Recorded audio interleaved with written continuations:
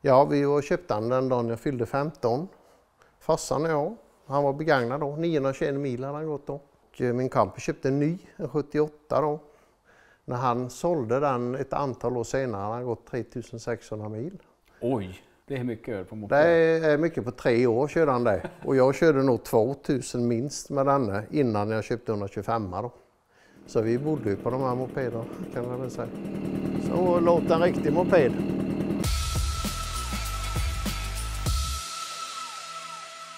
Hallå, hallå! Hejsan, hejsan. Hur är läget med Jonas? Jo, det är bra.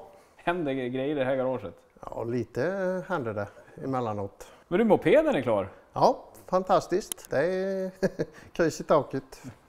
Till slut blev det ju mopedet och det hela. Ja, för vi har ju tittat tidigare på dina bilar. Du har bland annat Saab 95, tvåtaktare ju.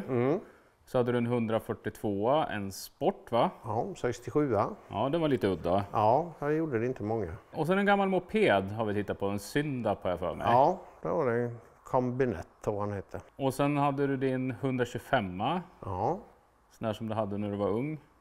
Ja, det är ju inte samma tyvärr. Nej. Men likadan. Och så har du den andra Syndapen också, lätt MC. Vad heter den? KS100. Ja. Ja, Det var Djurarpa-träffen va? den var på Djurarpa-träffen där, ja, det stämmer bra. Precis. Men sen har vi också sett din Porsche 912 när du renoverade den. Ja, det var en avsnitt om den. Ja. Det var ett lite mer arbete på den. Men idag tänkte jag att svänger vi förbi och så tittar vi på lite mopeder och motorcykel kanske och något annat som du har. Ja, Ja. det finns ju lite. Men för de som inte har hängt med då, vad är det här för moped? Det är en Suzuki K50 från 1976. De såg väl ut så här i 2-3 år tror jag. Det är lite typiska. Innan var det ju M12 gjorde du något avsnitt. Det var någon farbror som hade en. 67 eller något sånt där. Sen 71 började de heta K50. Gjorde det framåt sen. Sen är det lite special. Såna här gaffelhylsor var ju bara 3 år. 74, 75, 76. Det var ju damasker innan och sen efter var det ju gummimuffar, vad heter det? Såna här dammskydd då, på gaffelbenen som är helt inkapslade. Och så skärmar och sånt har inte funnits att få tag på överhuvudtaget på något år. Men nu har det visst kommit till fatt igen. Och de tror det gör Vietnam eller någonstans. Något annat sånt där land där neråt. Och även över framdrevet är det ju en kåpa. Och den fanns bara i plast. Den är väldigt svår att få tag på tydligen. Men nu finns det nytillverkade tror jag, i aluminium. För de vill gärna spräcka dem där. Så det är också en sån här grej som har varit lite svår att få tag på. Men det är faktiskt originalet det här så jag har inte behövt jaga en sån i alla fall. Det är ju skönt. Men du har tagit tid med den här moppen? Det har det gjort. Jag har inte räknat hur många år men ja, vad kan det vara? 6 år kanske? 5, lite till och från. Den här mopeden hade du när du var 15? Mm. Alltså du hade den här Jajamän. inte en likadan utan du hade Nej, just jag den. hade just denna. Nej, jag frågade han som köpte den för hur många år sedan är det? 40 år sedan kanske, jag hade mer. Frågade om han hade den kvar. Ja, han stod någonstans sa han. Så vi åkte ut och tittade och hittade han i en ladugård. Så då släpade vi fram han ur böset där och så när vi fick fram han i ljuset så sa han där, ja, det kan jag inte ta betalt för så jag fick han. Jag förstår att inte han vill ha betalt för den här, eller? Ja, den är lite halvskabbig, skulle man väl milt uttrycka det. Men han har ju bytt ramen, det kan man inte ihåg. Men det här är en 71 eller 72-ram. Men den är ju TX-a därför han satt in en annan motor när den andra ska, originalet. Men nu spårade vi på den skylten där. Så den, ja, jag kommer inte ihåg om den var 71 eller 72. Så originalramen är mystiskt försvunnen. Så då fick jag ju köpa en bättre begagnad ram. Och det är lite. Men resten är ju originalet som satt på i alla fall. Eller så mycket som möjligt kan man säga. Som det satt på det glada 70-talet. Så det får man leva med. Man är ju lite större än man var när man var 15. Så låt en riktig moped. Man får ingen växel med.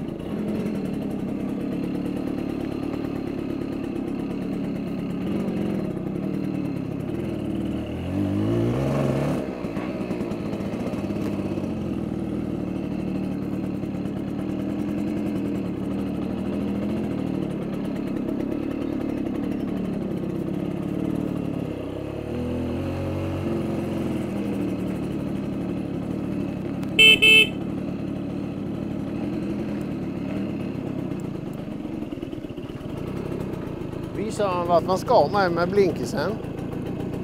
Man går på batteriet. Blinkisen och...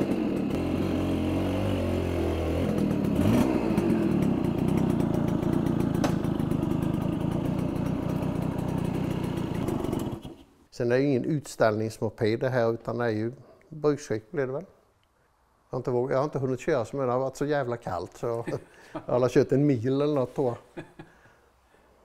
Men nu har de lovat varmare väder så nu får vi tro på det. Rätt blinkis är lite svårt för de fanns ju bara några år, just den typen. Så det var lite svårt. Kinkigt att få ihop 4 men det gick. Och sen har vi ju som sagt, det är ju plast så den var ju bakom all räddning så det fick jag tag på en begagnad till slut. Men en grej som är väldigt rolig det är bensinslangen. Kan vi berätta om. Det är en sån gammal helig. Den är mjuk och jättegammal. Den satt ju på mopeden när jag fick den. Jag vet inte om det är original, är det väl inte. Men de blir ju stenhårda efter ett halvår om du köper en ny. Men jag satte på den här igen för den är ju faktiskt mjuk ett alla år. För det funkar nog bättre om du köper en ny. Sen dynan var lite bekymmer med. Den var hos sadelmakaren lite väl länge så det är därför han inte är klar för nu. För det tog väl styvt år innan jag fick tillbaka den.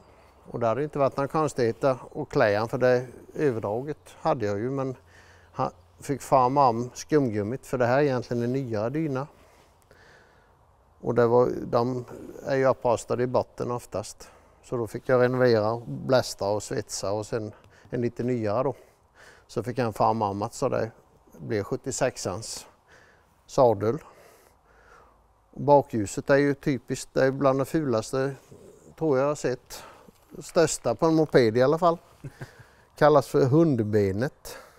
Jag tror de bara satt 75-76. Satt ju även på många utav Suzukis motorcyklar. De lite större maskinerna.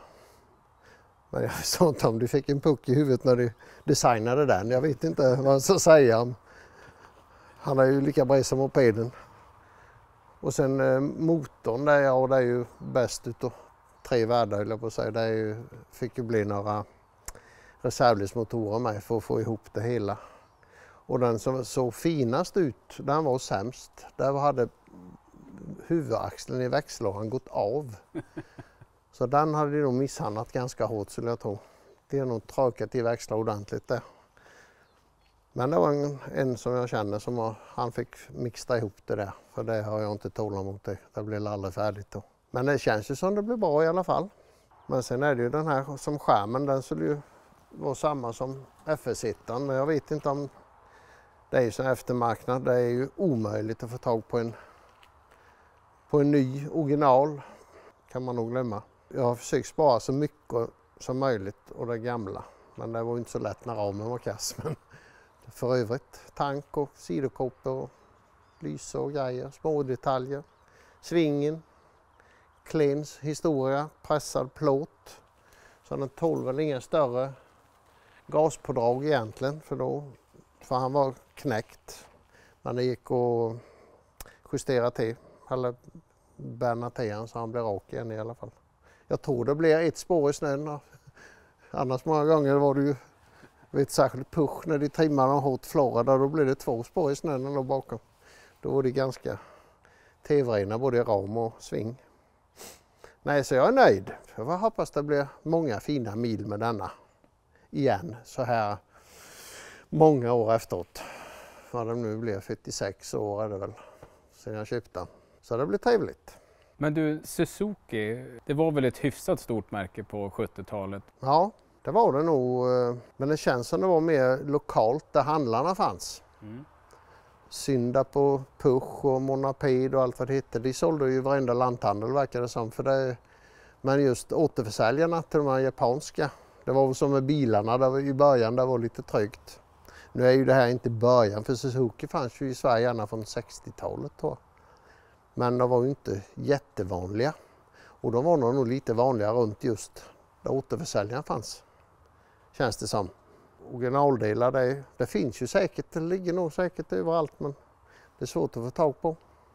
Det är ingen dussinvara precis. Och så nytillverkas det väl kanske inte riktigt så mycket som det gör till de här kända märkena. Eller de populära märkena som man säger. Men det går om man letar. Det är lite därför det har tagit ett antal år med kanske. Sen har man inte varit så idog i letandet heller. Men det där Kina, det fick man ju slopa. Jag fick ju sätta original handtag ändå till slut. För de var ju för stora, de klämde ju inte runt styret. Men det kostar ingenting. Men när de ändå gör grejer tycker man, då borde de göra som passar. Det hade ju varit bra. När de ändå lägger ner sån möda på dig. Så det känns lite onödigt.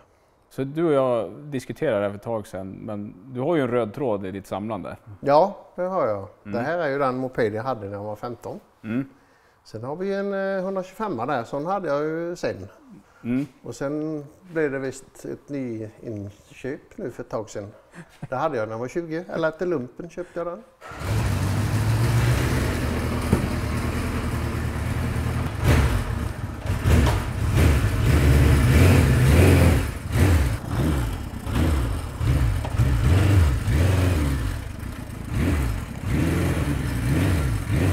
Så vända runt på honom här.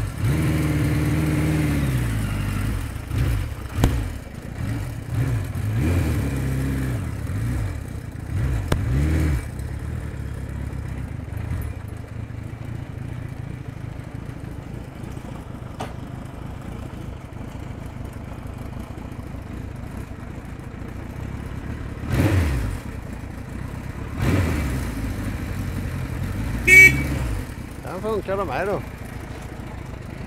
Kawasaki? Ja, Kawasaki Z900. Det är den röda tråden. Så köpte jag efter lumpen, då kunde man inte vara utan motorcykel. Så då var jag och köpte en sån här. Samma årsmodell, 76. Det var ju en västing på den tiden. Jäklar, du vet, det var en redig bäst. Men idag är det ju lavigt. 82 hästar. Och flera 100 000 kilo väger han med. Så han är inte så där jätterapp. Med dagens mått mätt. Men då var det. Och det är så här en motorcykel ska se ut tycker jag. Sen har det bara blivit fulare och fulare. Det här är ju top of the line. Om man inte räknar med 30-40-talare, de var ju väldigt snygga. Men just motorcyklar, 70, kanske upp till 80 någon gång. Sen blir de ju bara fulare och fulare och fyrkantiga. Och, nej, usch. Det är så här en motorcykel ska se ut, anser jag. Sen finns det andra synpunkter på det. Men det är en trevlig motorcykel, tycker jag. Den hittade jag på Öland. Herrar som har haft den i 25 år nästan och renoverat den. Så jag har inte gjort någonting med en bytt olja och filter faktiskt. Men den var ju tydligen väldigt dåligt skick när han köpte den då. Så han har letat delar i många år. Tradera utomlands och överallt. För det är likadant med denna då, det är väl inte helt lätt med delar. Det har väl blivit en större industri med dem med mig. De har ju gått upp i värde och allting nu. Det var inte värda ett skit ett tag. Men det var som likadant där. Då hamnade jag i HD-träsket och så alla HD. Då köpte jag det. Och då blev den här stående i garaget som mopeden blev då några år. Sen kom det en djuping likadant som mopeden efter några år. Och kan jag inte få köpa den? Nej, det kan vara bra att ha. Men sen så tjatade han tillräckligt, det fick han köpa den. Och då har jag ångrat denna sedan dess. Men man kan inte ha allt. Eller kan man det? Jag vet inte. Nej, men det tyckte jag var trevligt. Sån måste man ju ha igen, såklart. De kom i 73. Honda var ju lite föregångare där. De kom ju 69 med sin 750 då. Och den är ju jävligt snygg med, måste jag ju säga. Men den var lite slö. Kawasaki var inne på det här 750-spåret med då, men när Honda gjorde 750, fan då måste vi ju vara lite värre, så då fick det bli 900. De hade ju sina tvåtaktar, trepip. Samma tid då. Det var ju en riktiga drejpar, men det är ju precis inget att köra långt med, för då vibrerar alla kroppsdelar efter några mil. Skulle jag tro. Och det är ju mer driftsäkert också. Så då var de lite västingar, så då 73 kom denna då. Till 76. Sen 77 ser han i princip likadan ut, fast då blev det Z1000. Då ökade jag på 100 kubik. Då började det bli frånåkt av andra kanske. Så då ökade jag upp lite. Sen var det några år sedan ändrade de layout fullständigt på dem. Det är ju roligt att det är 900 kubikare och kick. Ja, de litade inte riktigt på det här med elstart tydligen. Så det fick sitta kvar och det står till och med kickstarter på motorkåpan där. Men det är bra, det är ungefär som gamla bilar med startveven. Är batteriet dött då går det alltid att komma hem och få inte ta kicken istället. Så det är ju finurligt. Ja, Kawa 1000 när den kom 77 då. Det var inte mycket som skilde med en 100 kubik. Men det var ju 4-2 istället då. Det är ju 4-4, det är ju 4 avgasrör då. Eller ljuddämpare. Men då ändrar de till 2. Så det är i princip enda skillnaden tror jag. Kubiken och... Ja, det var inte dyna, det var lite annorlunda med kanske. Men sen är det även pensionärsbågar på denna, det är mycket bra när den börjar bli gammal så den inte, om man välter kul. Då har man lite skydd här. På båda sidor. Så det kvittar vilket håll den välter åt så klarar det sig. Och det är bra. Jag gillar ju blinkersarna förr i tiden så de är ju stora. Ja, nej, de här syns verkligen. Och det jag hade, det hade de modifierat mig. De hade kapat de här så de satt gärna intill. Och lite fräna, för de är ju jävligt långa. Så hämta originallyset kan vi jämföra. Ja, visst. För det gör någon som kan ha ont i magen och att det är fel lyse. Där kan du ju räkna med. Här kommer det. Ett av de få avstegen från original. Ja, det är ju Amerika bakskärm. Original i svenska, det gick ju hit ner väldigt fult. Så det är ju amerikansk. Och sen är det ju 75an och tidigare baklyset. Det här är ju originalet då. Men av någon anledning tycker jag det här 75an ser snyggare. Men jag har ju det ifall jag skulle andan skulle falla på. Så finns ju det i gömmorna också. Och det var ju inte heller. Det är ju Amerika. Det är mig. Det är ju svart original. Fast det är väl tillbehör eller om det är USA-marknaden med det vet jag inte. Sen ska de vara svarta också egentligen original men ja, det skämmer inte med dem. Krom tycker jag. Dubbla skivbromsar. Ja. Så det är fantastiskt att det finns kvar egentligen när det är så gammalt. Som sa vi, 48 år. Det är inte dåligt. Det är tur det finns någon som bevarar gammal skit. Det är bra. Ja. Du är ju inte ensam. Nej, jag har ju förstått det att det finns något mycket värre än mig. Det finns många som sparar på allt. Ja, jo, så är det ju. Men vi behövs vi också. Som sparar Ja, absolut. Ja. Det är ju kulturarv. Så är det är ju inte. Det är ett rullande museum. Mm. Så är det ju. Oj, det är ju japansk kvalitet.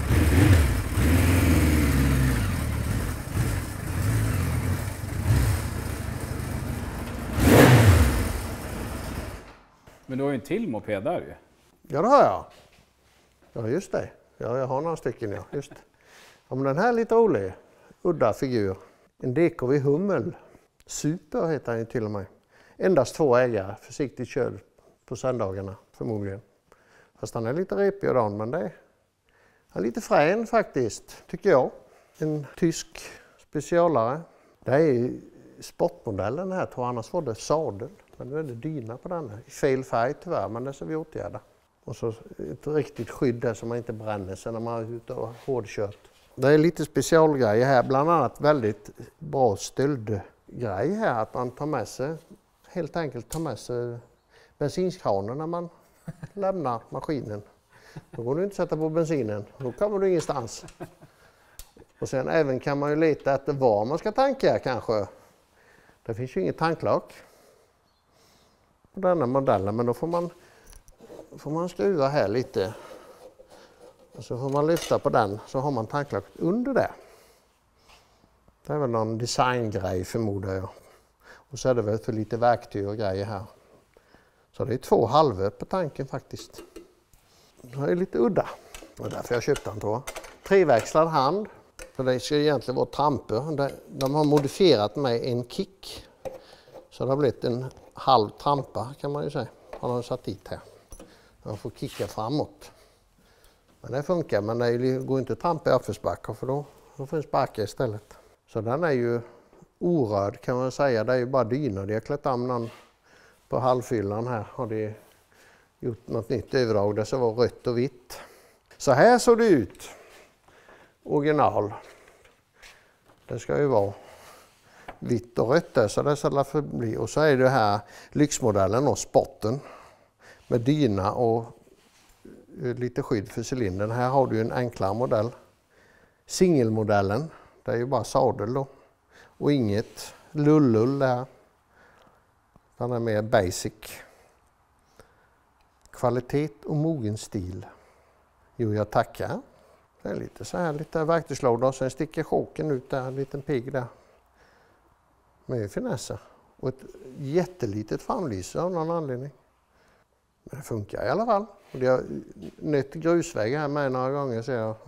Men jag tänkte vi ska ju inte bara titta på motorcyklar idag. Du har ju rullat fram en bil och... Jaha, ja. Mm. Ja, det finns ju lite kvar. Sen har jag ju där nere med, men det kan vi ta en annan gång kanske. Ja, så vi börjar med den som står här ute då. Det kan vi göra. En engelsk kvalitetsvagn. Det här är en Jaguar Mark 2 av 61 års modell som kom 59 till 68. Ja, den hittade vi i Göteborg. Det var ju min frus bil från början. Så jag har tagit över nu.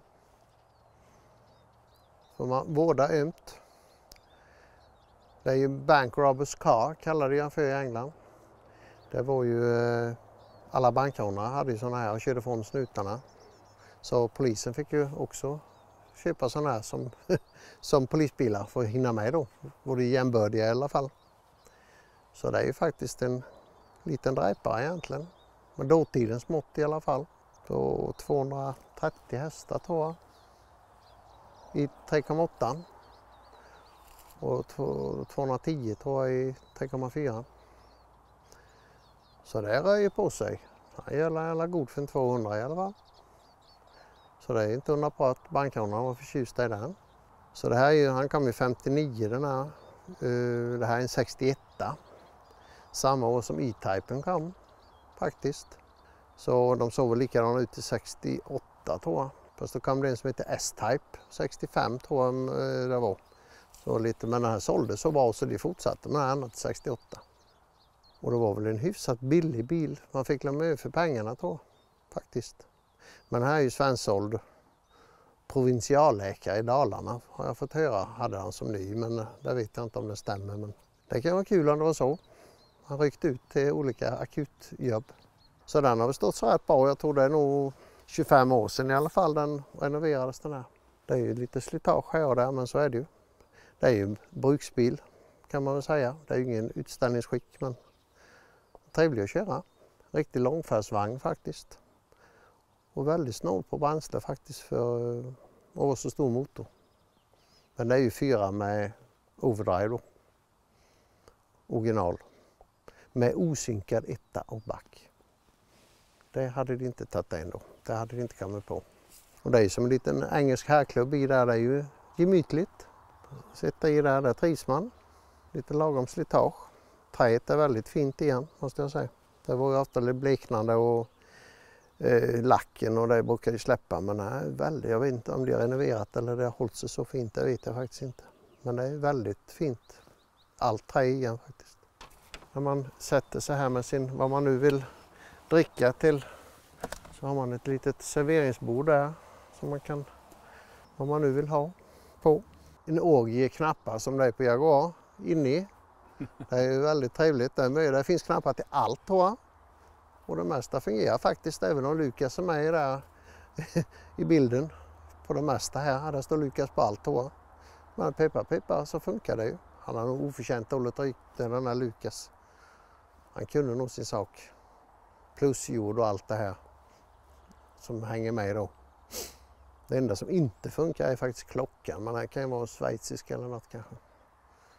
Det harmonierar inte med det övriga engelska.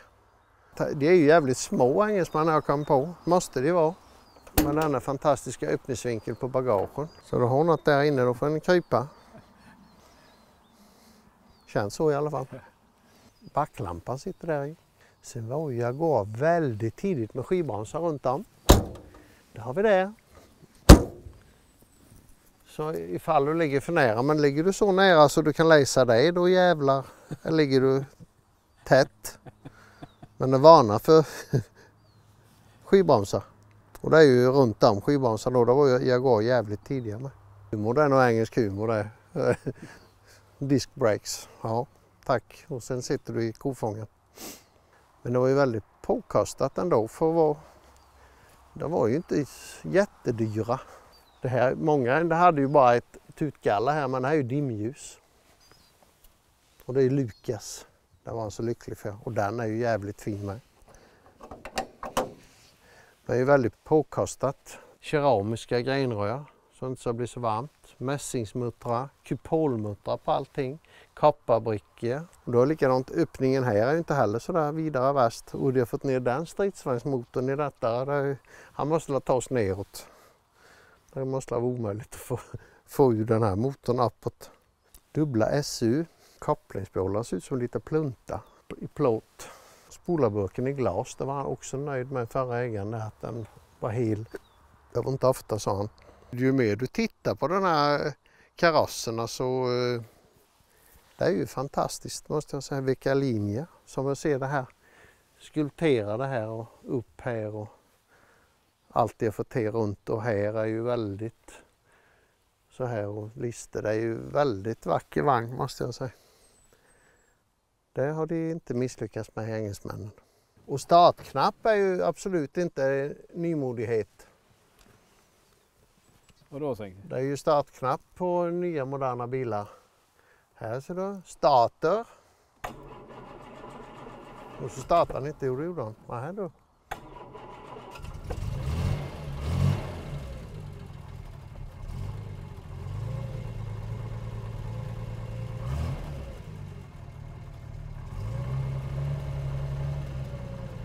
Pluttrar lite. Men pedal har de kastat in lite hur som helst, tycker jag, för dem. Det är lite hur som haver där, känns det som. Det går lite orent. En liten justering där kanske är på sin plats.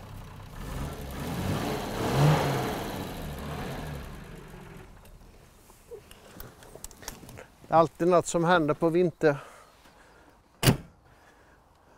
Han står still på vintern. Han går lite orent. Men det kan vara blåsa ur han lite. Sen går han nog som en klocka igen. Hör du vilka roliga grejer? Ja, det är det.